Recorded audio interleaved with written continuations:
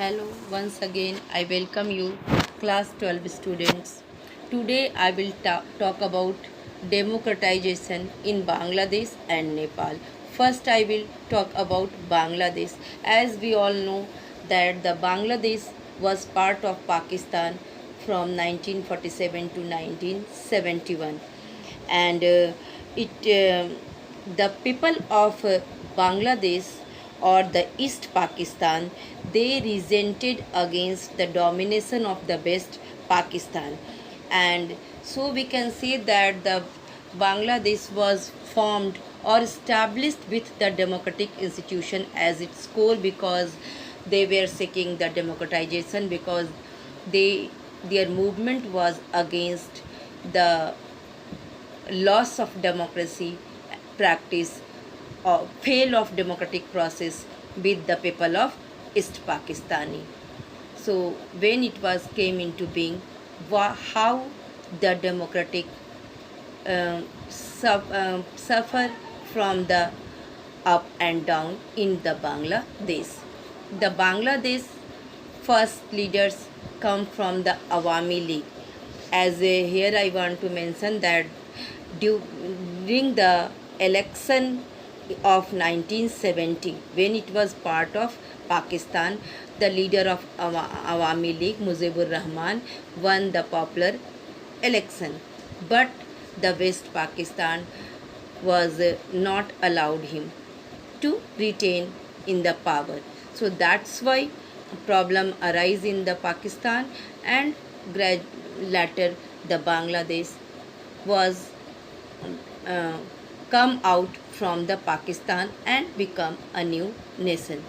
So the first leader which who come from the Awami League party, he was Sheikh Mujibur Rahman, a party which played a pivotal role in the campaign for a separate Bengali state. Why I am telling about the Bengali state?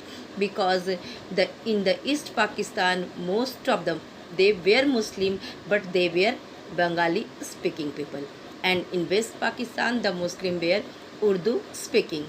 So the Awami League party oversaw the implementation of parliamentary system of democracy as started in its provisional constitution of order to 1972.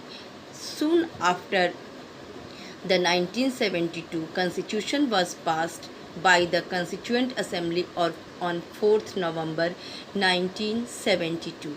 But here I want to mention you that a coup was taken place. So after the initial years of the democracy experienced military coup in 1975. Here, so the same problem which was in the Pakistan, that took place in the Bangladesh also. In 1975, Sheikh Mujibur Rahman got the constitution amended to shift from the parliamentary to presidential system, and he was abolished all the parties except his own. So the Awami League, this led a conflict and tension, and in a tragic development, he was lost in his life in a military uprising in August 1975, and General Zia ur Rahman formed his own Bangladesh National Party, and he won the election in 1979. So General Zia ur Rahman was elected as president, and in 1982, when a martial law was announced by the General H.M. Ershad after a coup to overthrow the previous regime led by the Zia ur Rahman. So we can see that the similar events was taking place in the Bangladesh as it was in Pakistan. Bangladesh then started to transition to a parliamentary democracy again in 1991, but it was not, it was a short term in the Bangladesh. It was not like the Pakistan that it is existing till now. So in 1991, however, the political crisis in 2007 saw the country under a state of emergency, and whereby a military backed and carried after the government was installed until the leader of Awami League, Sheikh Hasina, became the Prime Minister of the Bangladesh. Then the question is, what is the condition of democracy in the Bangladesh after 1991? So we can see that the Bangladeshi politics has been dominated by the bitter rivalries of the two families. The one is Ziaur Rahman widow Khalida Jia, and the second is the Sheikh Hasina, who is the daughter of Sheikh Mujibur Rahman. So we can see that they always the political competition retained in the Bangladesh between these two ladies. The two women have inherited their party identification from the family members and who ruled Bangladesh as prime minister since 1991.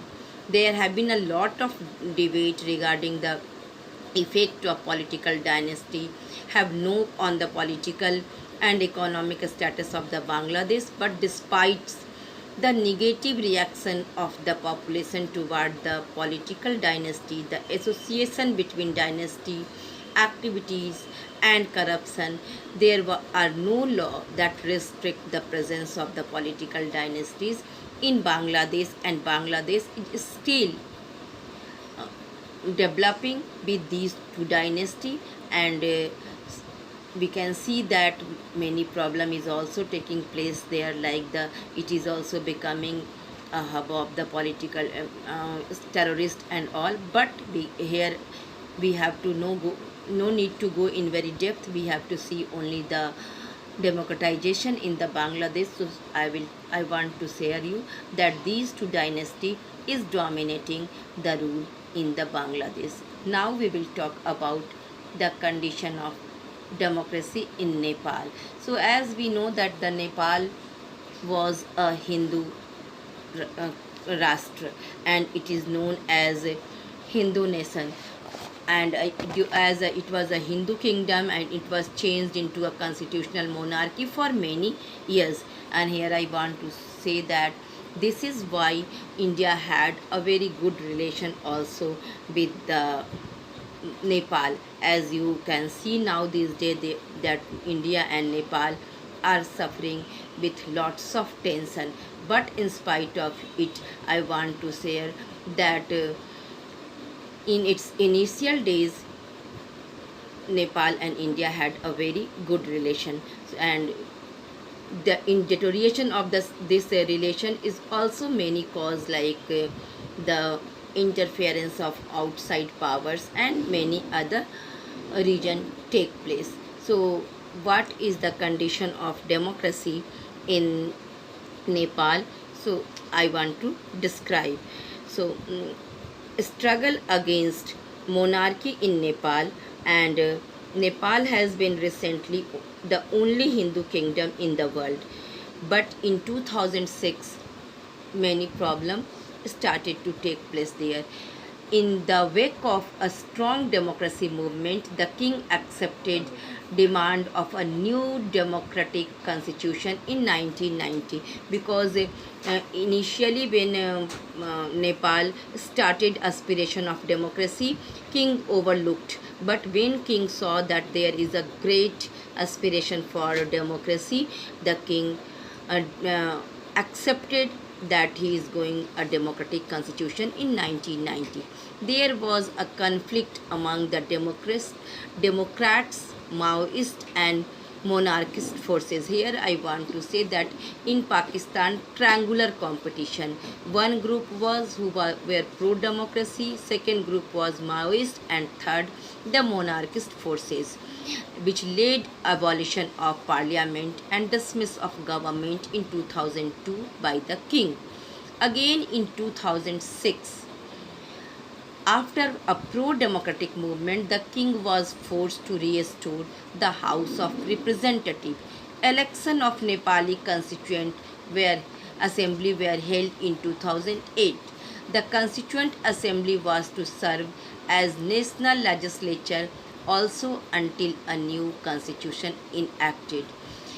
On 14th March 2013, Nepal Chief Justice was appointed as Prime Minister especially to make sure that election of the second Constituent Assembly were held properly. It means that Nepal was suffering to uh, make a Constituent Assembly, and on 14th March um, the Nepal citizen voted for the new Constituent Assembly in 2013 in about November December, and Susil Koirala became the Nepali Congress and the new Prime Minister of the Nepal in 2014. Then the constitution, finally, which constitution is working till now, Nepal Constitution of Nepal was made in 2015 and is the present governing constitution of the Nepal. Nepal is governed according to the constitution which came to effect on September 20, 2015.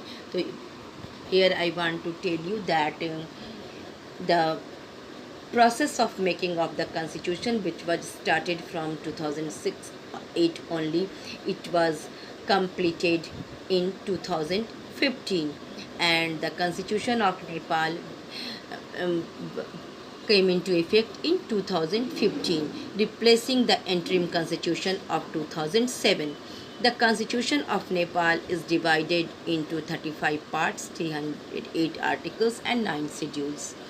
The constitution was drafted by the Second Constituent Assembly following the failures of First Constituent Assembly to produce a constitution in its mandate periods after devastating earthquake in April 2015.